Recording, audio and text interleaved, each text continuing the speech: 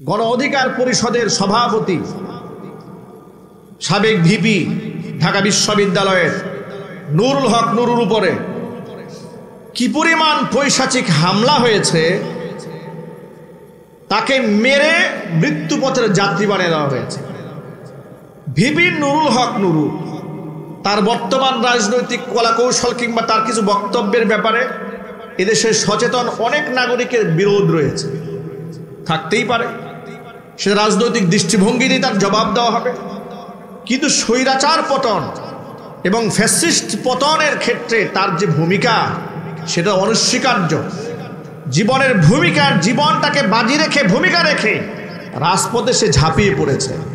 জুলাই আগস্টের বিপ্লবের মহানায়কদের মধ্যে অন্যতম মহানায়ক হচ্ছে ভিপি নুরুল হক নুরু। ঠিক করে যদি বলেন, আমি তার দলের রাজনৈতিক নেতাও না, কর্মীও না, সমর্থক না, কিন্তু ইনসাফপূর্ণ বক্তব্য দিচ্ছি। স্বৈরাচারীর আমলে এদেশের মানুষ বিনা অপরাধে বছরের পর বছর কারাবরণ করেছে। অসংখ্য আলেমরা বছরের পর বছর নিদারুণ কারাবরণ করেছে, জেল খেটেছে, জরিমানা দিয়েছে, নিরাপরাধ আলেমদেরকে ফাঁসির মঞ্চে মঞ্চায়িত করেছে। কথা ঠিক না ঠিক যদি বলেন, বুরকা পরা মেয়েদেরকে জঙ্গি নাটক সাজিয়ে রিমান্ডে নিয়ে অমানবিক টর্চার করা হয়েছে। আলেমদেরকে পিঠমুড়া দিয়ে বেঁধে এত বেশি কষ্ট দেওয়া হয়েছে, আয়না ঘরে বছরের পর বছর আটকে রাখা হয়েছে। এমন কষ্ট দেওয়ার কারণে এদেশের আলেম সমাজের ভেতর থেকে, কলিজার থেকে যে শব্দ বের হয়েছে, আলেম সমাজের বদদুয়া এবং অসংখ্য আলেমদের রক্ত এই জমিনে ইনভেস্ট হয়েছে, স্বৈরাচারের পতন হয়েছে। কথা ঠিক কিনা? সেই স্বৈরাচার পতনের আন্দোলনের সম্মুখভাগে নেতৃত্ব দিয়েছে ভিপি নুরুল হক নুরু। আজকে তো যারা তাকে মেরেছে তদন্ত করে রিপোর্টটাই বের হয়ে আসবে, এদেশ থেকে স্বৈরাচার বিদায় হলেও তাদের নাতিপুতিরা বিভিন্ন রং এবং ঢঙে এদেশের মধ্যে বসবাস করছে। তারা যে কোনো মুহূর্তে যে কারো উপর আক্রমণ করতে পারে। সচেতন মহলকে অবশ্যই এই ব্যাপারে সোচ্চার থাকতে হবে। যারা তার উপরে এই অমানবিক পাশবিক নির্যাতন চালিয়েছে তার দৃষ্টান্তমূলক শাস্তি হওয়া দরকার, জাতির সামনে পরিষ্কার হওয়া দরকার। আমরা শুনেছি জাতীয় পার্টির লোকেরা তাকে নাকি মেরেছে। জাতীয় পার্টি তো স্বৈরাচারের বি টিম। কথা ঠিক না ঠিক যেটা বলেন, বিগত জীবনে স্বৈরাচারী যতগুলো ইলেকশন করেছে অবৈধ ভোটগুলাকে জায়েজ করার জন্য বিরোধী দল হিসেবে জাতীয় পার্টি ভূমিকা রেখেছে। সুতরাং বিচার শুধু স্বৈরাচারী একা করলে হবে না, তার দূষণদের বিচার করতে হবে। রব্বানা লাকাল হামদ হামদান কাসীরা তাইয়িবান মুবারাকান ফীহি ইয়া রাব্বি লাকাল হামদু কামা ইয়ানবাগি লিজালালি ওয়াজহিকা ওয়া আযীমি সুলতানিকা। আল্লাহ তাআলা আজকের ইসলাহি মাহফিলকে কবুল করুন। আচ্ছা, ইসলাহি মাহফিল মানে হচ্ছে আমাদের সংশোধনের জন্য এই আয়োজনটা করা হয়েছে। আত্মসংশোধনী, আমাদের আমলের সংশোধনী। কোরআন মাজিদ আল্লাহ পাক বলেছেন, ইল্লা মান তাবা ওয়া আমানা ওয়া আমিলা আমালান সালিহা ফাউলাইকা ইউবাদদিলুল্লাহু সাইয়্যাতিহিম হাসানাত। এর আগের আয়াতে আল্লাহ তাআলা বলেছেন ইউদাআফ লাহুল আযাব, তাদেরকে দ্বিগুণ পরিমাণ শাস্তি দেওয়া হবে ভিন্ন প্রেক্ষাপটে, তাদের পাপের কারণে। তারা আমি আল্লাহকে বাদ দিয়ে অন্যের উপাসনা করেছে, ইত্যাদি করেছে, শিরক করেছে, বেদাত করেছে, খোদাদ্রোহিতা করেছে। তবে এত কিছু করার পরে ইল্লা মান তাবা, যে তওবা করেছে, ও আমানা ঈমান এনেছে, ও আমিলা আমালান সালিহা সে ভালো কাজ করেছে, নিজেকে সংশোধন করেছে, ফাউলাইকা ইউবাদদিলুল্লাহু সাইয়্যাতিহিম হাসানাত। আমি আল্লাহ তাআলা এত দয়ালু, বিগত জীবনের এদের খারাপ কাজগুলোকে ভালো আমল দ্বারা পরিপূর্ণ করে আমলনামা ভরপুর করে দেব। মানে এমন হবে না যে আমলনামা গুনাহগুলো মুছে যাবে, আমলনামা নীল হয়ে যাবে, শূন্য হয়ে যাবে। আমলনামা শূন্য হবে না, গুনার জায়গায় গুনাহ উঠে যাবে, গুনার জায়গায় সওয়াব দ্বারা ভরপুর হয়ে যাবে। সুবহানাল্লাহ, একটু জোরে বলুন সুবহানাল্লাহ। সুবহানাল্লাহ। এটা হচ্ছে যে ব্যক্তি সংশোধনে আসে। এই মাহফিল মানে হচ্ছে আমাদের আত্মসংশোধনের জন্য এই আয়োজন করা হয়েছে। প্রথমত আল্লাহর কাছে দোয়া করছি মাদ্রাসার জন্য, দারুস সুন্নাহ মাদ্রাসা গাজীপুর, আল্লাহ পাক যেন এটাকে কবুল করেন কিয়ামত পর্যন্ত। দারুস সুন্নাহ মানে কি? সুন্নাহর ঘর। কিসের ঘর? আরো জোরে বলুন। সুন্নাহর ঘর। সুন্নাহর ঘর। সুন্নাহ, সুন্নাহকার নবী করিম সাল্লাল্লাহু আলাইহি সাল্লামের সুন্নাহর বাতি ঘর এটা। এখান থেকে হেদায়েত, এখান থেকে সুন্নাহ পরিচালিত হবে। এই মাদ্রাসা এলাকার হেদায়েতের জরিয়া, আলোকবর্তিকা। হাটহাজারী মাদ্রাসা যেখানে প্রতিষ্ঠিত বর্তমানে, আমি সেই মাদ্রাসার প্রতিষ্ঠা লগ্নের কিছু ইতিহাস পড়ে দেখেছি। আল্লাহর কোনো একজন ওলি সেখানে পেশাব করতে গিয়েছিলেন। খুব দুর্গন্ধময় জায়গা ছিল, নাপাক একটি জায়গা। তো তিনি সেখানে জরুরত সেরে সেখানে আসার পরে বলছেন, আমি তো এই নাপাকের মধ্য থেকে খুশবুর ঘ্রাণ পাচ্ছি। সবাই অবাক হয়েছে, নাপাক জায়গা থেকে খুশবু আসে কি করে? বলে হ্যাঁ, এই জায়গার মধ্যে খুশবু আসতে পারে। খুশবু আসবে এর মানে ব্যাখ্যা হচ্ছে এখানে আল্লাহ পাকের দিনের চেরাগ, দিনের বাতি এই জায়গার মধ্যে জ্বালিয়ে দেবে। মাদ্রাসার চতুর্দিকে শিরিক, বেদাত, মাজার পূজারি, কবর পূজারীদের আখড়া, মাঝখানে আল্লাহ তাআলা এমন এক প্রতিষ্ঠান করে দিলেন, গোটা পৃথিবী সে প্রতিষ্ঠান দ্বারা আলোকিত হয়ে গেল। অজপরা গায়ে দারুস সুন্নাহ প্রতিষ্ঠিত হয়েছে। দেখে বেলে ভঙ্গুর পরিবেশ মনে হচ্ছে, এটাও তো এক সময় হাটহাজারীর মতো আলোকবর্তিকা হয়ে দাঁড়াতে পারে। সে ভবিষ্যৎ আমরা কেউ জানি না। আমাদের আপনাদের ইখলাসের উপর ভিত্তি করে প্রতিষ্ঠানকে আল্লাহ পাক যেন হাটহাজারী মঈনুল ইসলাম চট্টগ্রামের মতো কবুল করেন। আমিন। দ্বিতীয় বক্তব্য হচ্ছে, যেহেতু ইসলাহি প্রোগ্রাম, আর এই সংশোধনী আমরা আমাদের কাছ থেকে শিখব না। এই সংশোধনী আমরা শিখব কোরআন থেকে, সংশোধনী শিখব নবী করিম সাল্লাল্লাহু আলাইহি ওয়াসাল্লামের জীবন থেকে। বাংলাদেশের বর্তমান প্রেক্ষাপট অনুযায়ী কিছু বক্তব্য না বললেই নয়। কোরআন কারীমের আলো থেকে মানুষ দূরে সরে যাওয়ার কারণে মূর্খতা এবং জিহালাতের অন্ধকারে সমাজ এতটা আচ্ছাদিত হয়েছে, মানুষ এমন এমন কাজ করে যে পশুকেও হার মানায়। পশু এমন কাজ করে না যে কাজ মানুষ করছে। ঠিক কিনা যদি বলে? কয়েকদিন আগে ঢাকাতে ইনসাফ ফাউন্ডেশন প্রতিষ্ঠিত হয়েছে নারী অধিকার প্রতিষ্ঠিত করার জন্য। বুঝে নাউজুবিল্লাহ। ইনসাফ ফাউন্ডেশন প্রতিষ্ঠিত হয়েছে। এই ফাউন্ডেশনটা প্রতিষ্ঠিত করেছে আমাদের আসাতিজায়ে কেরাম, আমাদের উস্তাদরা করেছে। সেই কনফারেন্সে আমি উপস্থিত ছিলাম। বর্তমান বাইতুল মুকাররমের বর্তমান যিনি খতিব, উস্তাজুল আসাতিজা, উপমহাদেশের শ্রেষ্ঠ মুফতি, আমার বুখারীর উস্তাদ মুফতি আব্দুল মালিক হাফিজাহুল্লাহ,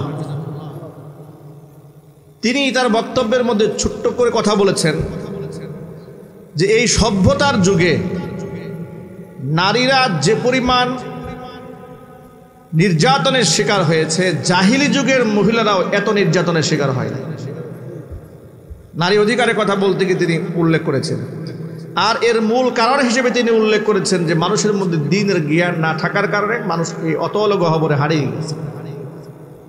মানুষ পশুর চেয়েও নিকৃষ্ট হয়। কোরআন বলেছে উলাইকা কালানাম বাল হুম আদল, এরা চতুষ্পয় জানোয়ারের মতো, এরা তার থেকেও নিকৃষ্ট। আল্লাহ তাআলা মানুষদেরকে আশরাফুল মাখলুকাত, সৃষ্টির সেরা হিসেবে যেমন সম্মানিত করেছেন, ঘোষণা দিয়েছেন ওয়ালাকাদ কাররামনা বনি আদম, বনু আদমকে আমি সম্মানিত করেছি। শুধু সম্মানিত করিনি, লাকাদ খলাকনাল ইনসান ফি আহসানি তাকওয়িম, আমার সৃষ্টিকুলের মধ্যে যত সৃষ্টি আছে, চাঁদ, সূরজ, বৃক্ষরাজি, তরুলতা, ফুল ফল, সকল সৃষ্টি যা রাজির মধ্যে আমি আল্লাহ তাআলা মানুষকে সব চাইতে সুন্দর করে সৃষ্টি করেছি। সবচেয়ে সুন্দর চেহারা অবয়ব দিয়ে মানুষ সৃষ্টি করেছে। সুবহানাল্লাহ। সেই মানুষ যখন আল্লাহ পাকের হুকুমে, আল্লাহ পাকের দাসত্বের শৃঙ্খলা আবদ্ধ থাকে, তখন তার এই সম্মানটা থাকে, তার মর্যাদা অটুট থাকে। কিন্তু আল্লাহর জীবন ব্যবস্থার বাহিরে মানুষ যখন চলে যায়, তখন তার সম্মান থাকে না, বরং সে পশুর চেয়েও নিকৃষ্ট হয়ে যায়। গতকালকে বরিশালের মুলাদিতে পারিবারিক সম্পদ বন্টনের জের ধরে যে ঘটনার অবতারণা হয়েছে, অবাক পৃথিবী তাকিয়ে রয়ে, মানুষ এত বড় অমানুষ কি করে হয়? বাবা আসাদ ব্যাপারী, 3 ছেলে, রোকন ব্যাপারী, রিপন ব্যাপারী, আরেকজনের নাম কি জানো? স্বপন ব্যাপারী নাকি এক নাম, এই স্বপন ব্যাপারী, এই 3 ছেলে পারিবারিক সম্পদ বন্টন নিয়ে বাকবিতণ্ডা। রিপন ব্যাপারী রাতের বেলায় বাড়ি ফিরছে, এমন সময় রোকন ব্যাপারী, স্বপন ব্যাপারী 2 ভাইয়ের সাথে বাকবিতণ্ডা হয়েছে। বাবা এসে রিপন এবং স্বপনকে নির্দেশ দিয়েছে, রোকনকে এবং স্বপনকে নির্দেশ দিয়েছে যেন রিপনের চোখটা তুলে নিয়ে আসে। বাবা জাজ হয়ে, বিচারক হয়ে রায় দিল। 2 সন্তানকে নির্দেশ দিয়েছে তার 3য় সন্তানের চোখ তুলে আনার জন্য, আর তারা তাই করেছে। মাথার মধ্যে মহিলা পুরুষ একত্রিত হয়ে পাড়া দিয়া ধরে জীবন্ত মানুষের চোখগুলো চামচ দিয়ে খুলে নিয়ে আসছে, এনে বাবার হাতে তুলে দিয়েছে। আপনাদের বিবেককে প্রশ্ন করে, এরা মানুষ না জানোয়ার? আরো চিৎকার দিয়ে বলুন, শুধু জানোয়ার? এ জানোয়ারের চেয়েও নিকৃষ্ট। জানোয়ারের তো বিবেক নাই। আল্লাহ পাক তো তাদের কাছে ওহী পাঠান নাই, তাদের কাছে নবুয়তের হুকুম আসে নাই, তার উপরে কোরআন নাজিল হয়নি, তাদেরকে কেউ ওয়াজ নসিহত করে জুমার বয়ান শোনায় না, ওয়াজ মাহফিলে সংশোধনের কথা বলা হয় না। এই জন্য হিংস্রটা তার স্বভাবজাত। যে মানুষকে জুমার নামাজে সংশোধন করা হয়, ওয়াজ মাহফিলে বোঝানো হয়, কোরআন নাজিল করে আল্লাহ পাক কিতাবে বোঝালেন, হাদিস দিয়া নবীজি সাল্লাল্লাহু আলাইহি ওয়াসাল্লামের জীবনী দিয়ে বোঝালেন, ওই মানুষ যখন জানোয়ারের চেয়েও নিকৃষ্ট কাজ করে, আল্লাহর কসম এরা জানোয়ারের চাইতেও নিকৃষ্ট হয়ে যায়। ঠিক কিনা? আর এর মূল কারণ হচ্ছে কোরআন সুন্নাহর জ্ঞান থেকে মানুষ দূরে সরে গেছে। এই যে মাদ্রাসাগুলো তৈরি হয়েছে, এখান থেকে সুন্নাহর আবাদ হবে, কোরআন সুন্নাহর ইলমের চর্চা হবে, মানুষ তার অধিকার সম্পর্কে জানতে পারবে, একে অপরের হক সম্পর্কে জানতে পারবে। আজকে আমাদের মধ্যে শত্রুতা তৈরি হচ্ছে প্রচুর পরিমাণ, হিংসা বিদ্বেষ তৈরি হচ্ছে, রাজনৈতিক কোন্দল, দলাদলি, মারামারি, কাটাকাটি, দাঙ্গা হাঙ্গামা। আসার আগেও ফেসবুকে দেখেছি গণ অধিকার পরিষদের সভাপতি, সাবেক ভিপি ঢাকা বিশ্ববিদ্যালয়ের নুরুল হক নুরুর উপরে কি পরিমাণ পৈশাচিক হামলা হয়েছে, তাকে মেরে মৃত্যুপথের যাত্রী বানিয়ে দেওয়া হয়েছে।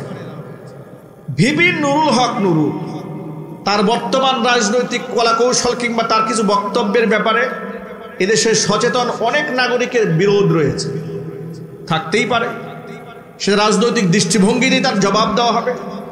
কিন্তু স্বৈরাচার পতন এবং ফ্যাসিস্ট পতনের ক্ষেত্রে তার যে ভূমিকা, সেটা অনস্বীকার্য। জীবনের ভূমিকা, জীবনটাকে বাজি রেখে, ভূমিকা রেখে রাজপথে সে ঝাঁপিয়ে পড়েছে। জুলাই আগস্টের বিপ্লবের মহানায়কদের মধ্যে অন্যতম মহানায়ক হচ্ছে ভিপি নুরুল হক নুরু। ঠিক কিনা যদি বলেন? আমি তার দলের রাজনৈতিক নেতাও না, কর্মীও না, সমর্থক না, কিন্তু ইনসাফপূর্ণ বক্তব্য দিচ্ছি। স্বৈরাচারীর আমলে এদেশের মানুষ বিনা অপরাধে বছরের পর বছর কারাবরণ করেছে। অসংখ্য আলেমরা বছরের পর বছর নিদারুণ কারাবরণ করেছে, জেল খেটেছে, জরিমানা দিয়েছে, নিরাপরাধ আলেমদেরকে ফাঁসির মঞ্চে মঞ্চায়িত করেছে। কথা ঠিক না ঠিক যদি বলেন?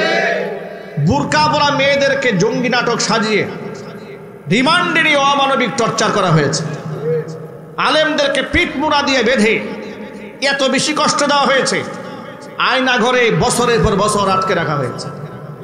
এমন কষ্ট দেওয়ার কারণে এদেশের আলেম সমাজের ভেতর থেকে, কলিজার থেকে যে আহ শব্দ বের হয়েছে, আলেম সমাজের বদদুয়া এবং অসংখ্য আলেমদের রক্ত এই জমিনে ইনভেস্ট হয়েছে, স্বৈরাচারের পতন হয়েছে। কথা ঠিক কিনা? সেই স্বৈরাচার পতনের আন্দোলনের সম্মুখভাগে নেতৃত্ব দিয়েছে ভিপি নুরুল হক নুরু। আজকে তো যারা তাকে মেরেছে তদন্ত করে রিপোর্টটাই বের হয়ে আসবে, এদেশ থেকে স্বৈরাচার বিদায় হলেও তাদের নাতিপুতিরা বিভিন্ন রং এবং ঢঙে এদেশের মধ্যে বসবাস করছে। তারা যে কোনো মুহূর্তে যে কারো উপর আক্রমণ করতে পারে। সচেতন মহলকে অবশ্যই এই ব্যাপারে সোচ্চার থাকতে হবে। যারা তার উপরে এই অমানবিক পাশবিক নির্যাতন চালিয়েছে তার দৃষ্টান্তমূলক শাস্তি হওয়া দরকার, জাতির সামনে পরিষ্কার হওয়া দরকার। আমরা শুনেছি জাতীয় পার্টির লোকেরা তাকে নাকি মেরেছে। জাতীয় পার্টি তো স্বৈরাচারের বি টিম। কথা ঠিক না ঠিক যেটা বলেন? বিগত জীবনে স্বৈরাচারী যতগুলো ইলেকশন করেছে অবৈধ ভোটগুলাকে জায়েজ করার জন্য বিরোধী দল হিসেবে জাতীয় পার্টি ভূমিকা রেখেছে। সুতরাং বিচার শুধু স্বৈরাচারী একা করলে হবে না, তার দূষণদের বিচার করতে হবে।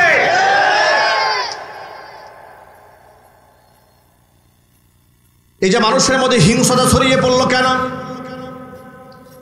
ইলমে নবীর শিক্ষা থেকে মানুষ বহু গুণ দূরে চলে গেছে, যার দরুন মানুষের কাছে মানুষের কোনো সম্মান নাই। নবী করিম সাল্লাল্লাহু আলাইহি সাল্লামের রেখে যাওয়া আদর্শ থেকে আমরা দুজন দূরে চলে গেছি। নবীজি সাল্লাল্লাহু আলাইহি সাল্লাম বলেছেন, হাক্কুল মুসলিমি আলাল মুসলিমি সিত্তুন। এক মুসলমানের উপরে অপর মুসলমানের এমন 6টা হক আছে যা অপরিহার্য। অবশ্যই সেটা এক মুসলমান অপর মুসলমানের জন্য অপরিহার্য হক, সেগুলো আদায় করতে হবে। 1 নম্বর হক হচ্ছে ইদা লাকিতাহু ফাসাল্লিম আলাইহি। এক মুসলিম অপর মুসলমানের সাথে সাক্ষাৎ হওয়া মাত্র তার প্রথম কাজ হচ্ছে ফাসাল্লিম আলাইহি, তাকে তুমি সালাম দিবে। কয় নম্বর কাজ? 1 নম্বর। কথাগুলো একটু মনে রাখেন। কয় নাম্বার? খুব মনোযোগ সহকারে শুনবেন। এটা আমি একজন মুসলমান, আপনি এক মুসলমান, আপনার সাথে আমার সাক্ষাৎ হলে এটা আপনার উপর আমার হক, আমার উপরে আপনার হক, এটা আছে। ইদা লাকিতাহু ফাসাল্লিম আলাইহি, আপনাকে আমি সালাম দেব কিংবা আপনি আমাকে সালাম দেবেন। আমি সালাম দিলে আপনি জবাব দেবেন, আপনি সালাম দিলে আমি জবাব দেব, এটা অপরিহার্য। সুবহানাল্লাহ পড়েন। 2 নম্বর হক হচ্ছে ওয়া ইদা দাআকা ফাআজিবহু। যদি আপনাকে সে ডাকে, দাওয়াত দেয় কিংবা আহ্বান করে, তার ডাকে আপনি সাড়া দেবেন। স্বাভাবিকভাবে ডাক দিয়েছে কিংবা আপনাকে সে দাওয়াত দিয়েছে, আপনি তার দাওয়াত গ্রহণ করবেন, এটা আপনার 2 নম্বরের হক অপর মুসলমানের উপরে। 3 নম্বরের হক হচ্ছে ওয়াইদা আতিসা ফাহামিদা।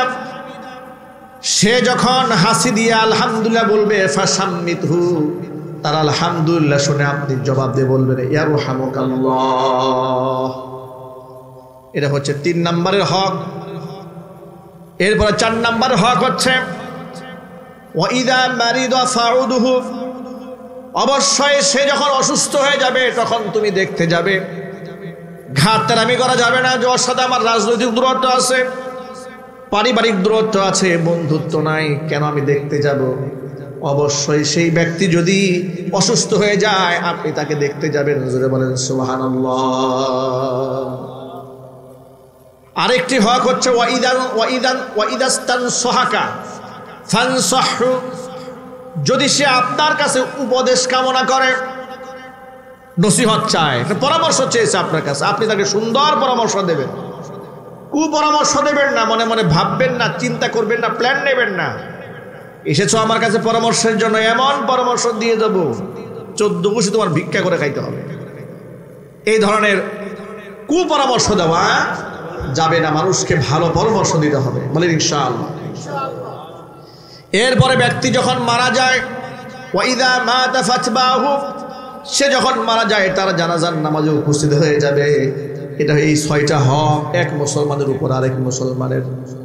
আজকে আমরা মুসলমানের হক তো আদায় করি না, অথচ নবী করিম সাল্লাল্লাহু আলাইহি ওয়াসাল্লামের কাছে এক ইহুদি যাতায়াত করত। আনাস ইবনে মালিক রাদিয়াল্লাহু তাআলা আনহু হাদিসের রাবী বর্ণনা করেছেন। তিনি বলেন, কানা গুলামুন ইহুদিয়ুন ইয়াখদুমুন নবী সাল্লাল্লাহু আলাইহি ওয়াসাল্লাম। একটা গোলাম, একটা বালক, অল্প বয়সের ইহুদি ছেলে নবীজি সাল্লাল্লাহু আলাইহি ওয়াসাল্লামের মাঝে মাঝে এসে টুকটাক খেদমত করত। ফামারিদ, সে অসুস্থ হয়ে গেল। এই সংবাদ নবী সাল্লাল্লাহু আলাইহি ওয়াসাল্লাম শোনা মাত্র নবীজি সাল্লাল্লাহু আলাইহি ওয়াসাল্লাম ইহুদির বাড়ি চলে গেলেন। আর জোরে বলে সুবহানাল্লাহ। কার বাড়ি গিয়েছেন? ইহুদিদের বাড়ি রাসূল পাক সাল্লাল্লাহু আলাইহি ওয়াসাল্লাম পা রেখেছেন। এরপরে নবীজি সাল্লাল্লাহু আলাইহি ওয়াসাল্লাম ফাজালাসা ইনদা রাসিহি, তার মাথার কাছে গিয়ে বসেছেন, একদম তার শিয়রে গা ঘেঁষে বসেছেন। গা ঘেঁষে বসে তাকে বলছে আসলিম। মৃত্যুপথের যাত্রী তাকে রাসূল পাক সাল্লাল্লাহু আলাইহি ওয়াসাল্লাম বলে তুমি মুসলমান হয়ে যাও।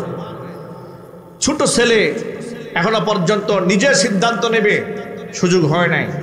তিনি তার বাবার দিকে ইশারা করলেন, ফাআশারা ইলা আবিহ, বাবার দিকে তাকালেন, মানে ইশারায় অনুমতি চাইলেন। মুহাম্মদ সাল্লাল্লাহু আলাইহি ওয়াসাল্লাম আমাকে ইসলাম কবুল করতে বলছে, আমি কি তা গ্রহণ করব? তখন তার বাবা, ইহুদির বাবা বলছে, আতি আবাল কাসেম, কাসেমের পিতা অর্থাৎ মুহাম্মদ সাল্লাল্লাহু আলাইহি ওয়াসাল্লাম তোমাকে যে নির্দেশ দিয়েছে তুমি তা পালন করো, আনুগত্য করো। ফাআসলামা, কালিমা পড়ল, মুসলমান হওয়ার ঘোষণা দিয়ে দিল।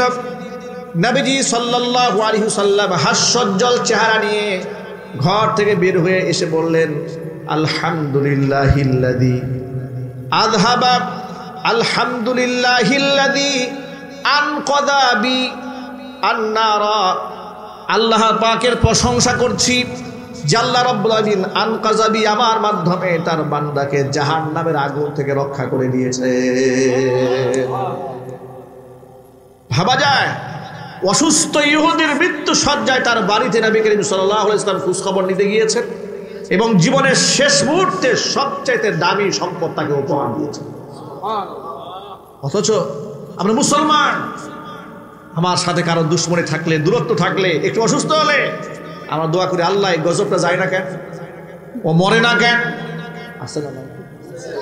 কয়েকদিন আগে দেখেছি দূরতম আত্মীয় তো দূরের কথা, বাবা অসুস্থ, মা অসুস্থ, অনলাইনে দেখলাম একেবারে মুমূর্ষু অবস্থায়, সম্পদ লিখে নেওয়ার জন্য তার হাতের সাইন দেওয়ার সুযোগ নাই। এই জন্য সন্তানেরা খুব তড়িঘড়ি করে হাতের টিপসই নিয়ে বাবার সম্পদগুলো রেখে দিচ্ছে। নাউজুবিল্লাহ বলেন।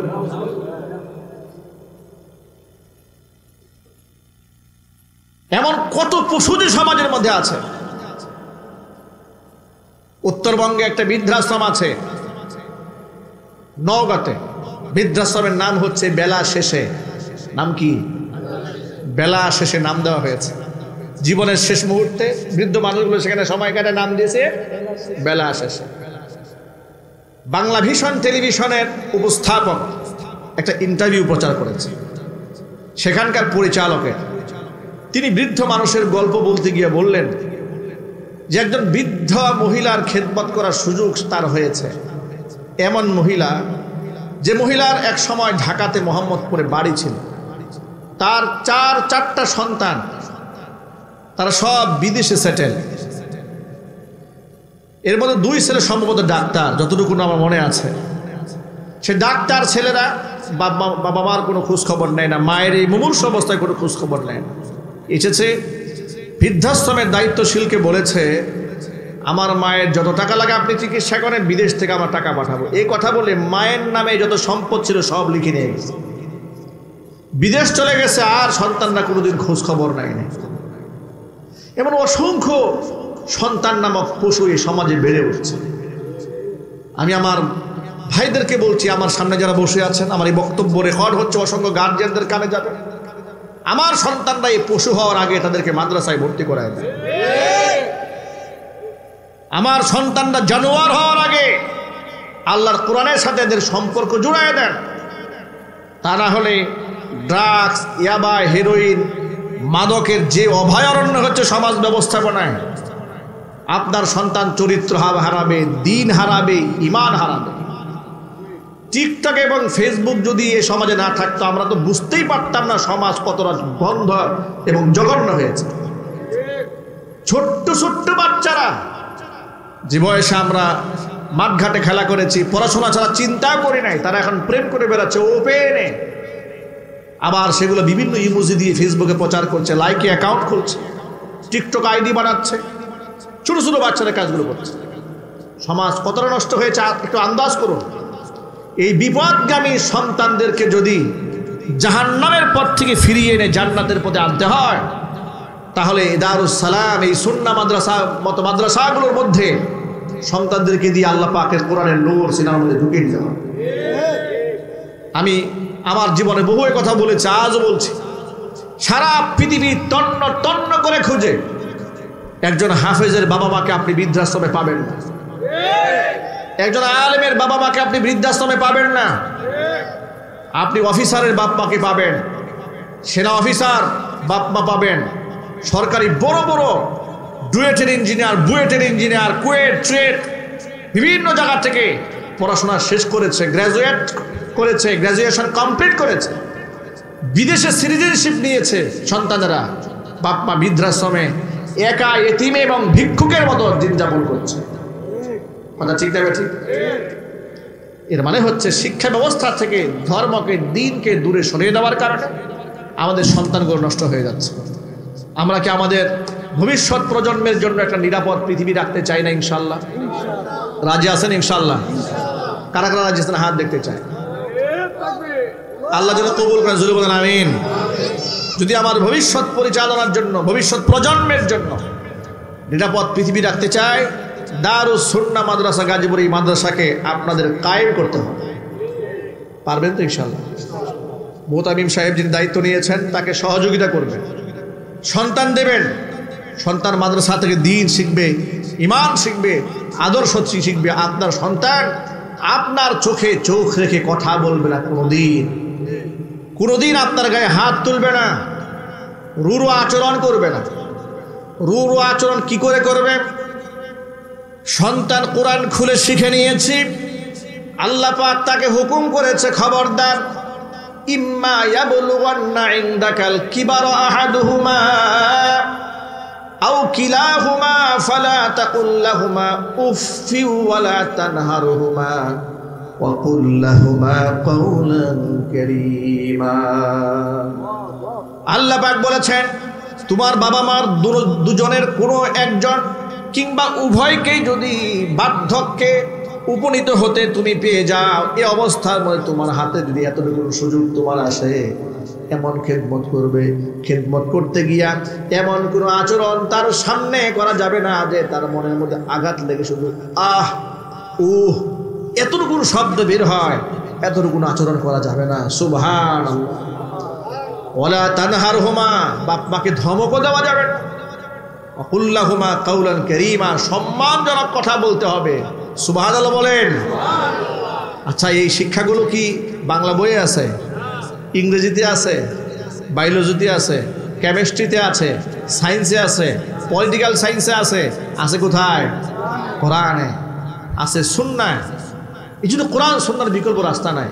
কয়েকদিন আগে দেখেছেন না, ঢাকাতে ইংলিশ মিডিয়ামের একটা মেয়ে গোটা দেশকে মাতিয়ে তুলল, বাবা মার বিরুদ্ধে মামলা করেছে আদালতে গিয়ে। নিজের মেয়ে বাবা মার বিরুদ্ধে মামলা করেছে আদালতে গিয়ে। আদালতে গিয়ে স্টেটমেন্ট দিয়ে সাংবাদিকদের সামনে বলছে যে আমার বাপ মা হচ্ছে ক্রিমিনাল। নাউজুবিল্লাহ বলেন। সন্তান বাপ মাকে ক্রিমিনাল বলছে। ইংলিশ মিডিয়ামে শিশুকাল থেকে বাচ্চাকে লেখাপড়া করিয়েছে, অনর্গল ইংরেজিতে কথা বলে এবং খুব প্রাউডলি বলে, গর্বের সাথে বলছে, এবং খুব গর্বের সাথে বলছে বাপ মাকে ক্রিমিনাল। বাপ মা সারা জীবন অর্জন দিয়ে এই সন্তানকে হয়তো ইংলিশ মিডিয়ামে পড়িয়েছে, ব্রিটিশ কারিকুলাম উপহার দিয়েছে, সব শিখিয়েছে, শুধু দূরে রেখেছে আল্লাহর কোরআন থেকে, রাসূলের সুন্নাহ থেকে। বিনিময়ে গোটা দেশবাসীর সামনে, গোটা বিশ্ববাসীর সামনে বাবা মাকে নাস্তানাবুদ করে ছেড়েছে, মান সম্মান মাটির সাথে মিশিয়ে দিয়েছে। সুতরাং আমি অনেক লম্বা কথা বলবো না, সংক্ষিপ্ত পরিসরে বক্তব্য খুব পরিষ্কার। আমাদের সন্তানদেরকে যদি আমরা কোরআন সুন্নাহ শেখাই, তাহলে বান্দার উপর আল্লাহর যে হক আছে, আল্লাহর উপর বান্দার যে হক আছে, কিংবা এক বান্দার উপর আরেক বান্দার যে হক আছে, এক মুসলিম আরেক মুসলমানের উপর হক আছে, সব তারা কোরআন সুন্নাহর দিকে জানতে পারবে, আলোকিত মানুষ হবে, নিরাপদ একটা পৃথিবী আমরা রেখে যেতে পারবো। মদ, জুয়া, গাঁজা, আফিম, হেরোইন, ইয়াবা, এগুলোর সাথে আমাদের সন্তানদের কোনো সম্পর্ক থাকবে না। আর যদি আমাদের সন্তানদের কোরআন সুন্নাহ থেকে দূরে রাখি, আপনি শত শত পুলিশ দিয়ে, পাহারা দিয়েও আপনার সন্তানকে মাদক থেকে দূরে রাখতে পারবেন। ঠিক না জোরে বলেন? আমরা কি সুন্দর একটা সমাজ ব্যবস্থা তৈরি করতে চাই তো ইনশাল্লাহ? কারা কারা রাজি আছেন হাত দেখি তো। আল্লাহ যেন কবুল করেন, জোরে কোন আমিন। আল্লাহ রাব্বুল আলামিন এই দারুস সুন্নাহ মাদ্রাসাকে কবুল করেন। আল্লাহ পাক এর সাথে সংশ্লিষ্ট সম্পর্কিত সকল ভাইদেরকে মাফ করে দেন। অনেক ওলামায়ে কেরাম এসেছেন, সকল আলেমদের খেদমতকে আল্লাহ পাক যেন বৃদ্ধি করে দেন, খিদমতের ওয়াসাতকে আল্লাহ বৃদ্ধি করে দেন, এবং সাহসিকতার সাথে আগামীর বাংলাদেশ, কোরআন সুন্নাহর বাংলাদেশ বিনির্মাণে ভূমিকা রাখতে পারেন সেই তৌফিক আল্লাহ পাক তাদেরকে দান করেন। জোরে বলুন আমিন।